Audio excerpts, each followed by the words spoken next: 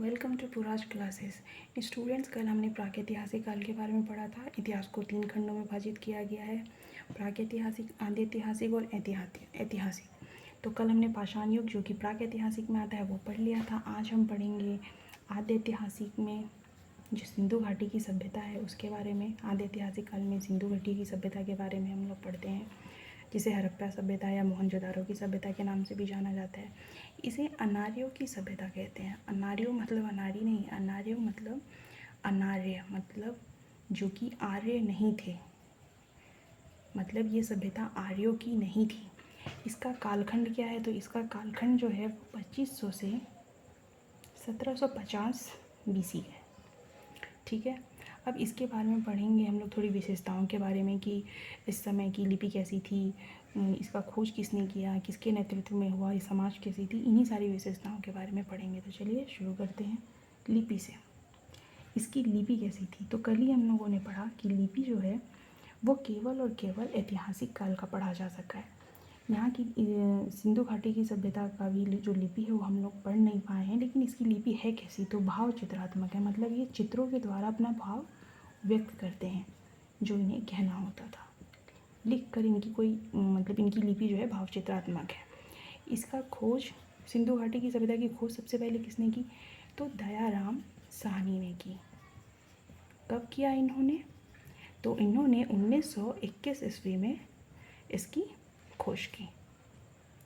उसके बाद ये जॉन मार्शल के नेतृत्व में हो रहा था, तो इसलिए नामकरण जो है सिंधु घाटी की सभ्यता का नामकरण हड़प्पा सभ्यता या सिंधु घाटी की सभ्यता, ये किसने दिया?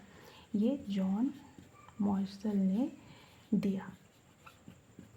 ठीक है, अब यहाँ सभ्यता है तो समाज तो होगी ही। तो समाज कैसी थी? तो समाज जो थी वो मातृ सत्तात्मक थी।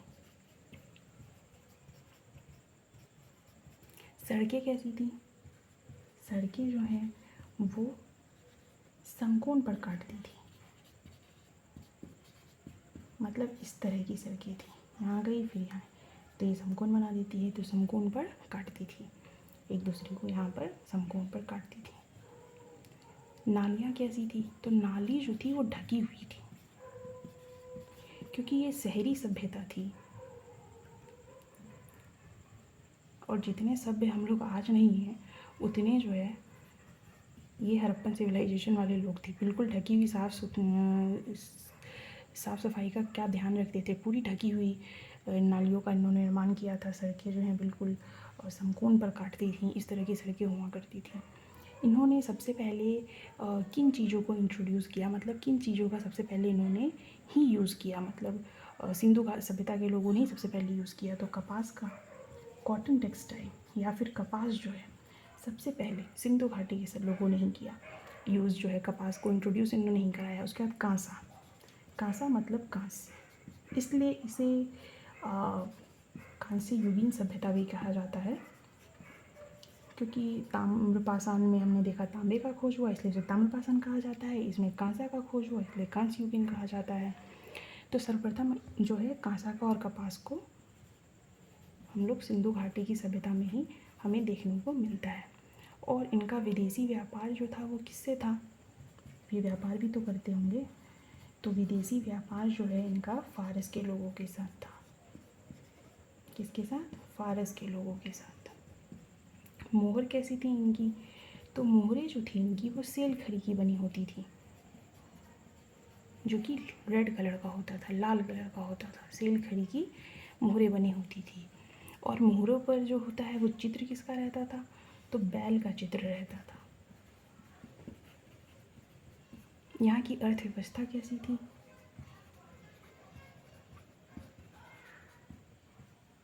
अर्थव्यवस्था जो है वो कृषि आधारित अर्थव्यवस्था थी, कृषि किया करते थे। व्यवसाय क्या था? मतलब ये क्या व्यवसाय करते थे वहाँ के लोग? तो व्यापार का काम करते थे। ठीक है, अब जो ये सिंधु घाटी की सभ्यता है ये पूर्व से पश्चिम और उत्तर से दक्षिण, कहाँ से कहाँ तक इसका जो है वो एरिया है, कहाँ से कहाँ तक फैला हुआ है, इसके बारे में हम लोग एक देख लेते हैं कहाँ से कहाँ तक है। तो ये हो गया नॉर्थ, ये साउथ, ये वेस्ट और ये ईस्ट। तो कहाँ पर क्या क्या चीज़ था? तो ईस्ट में जो है वो आलमगीरपुर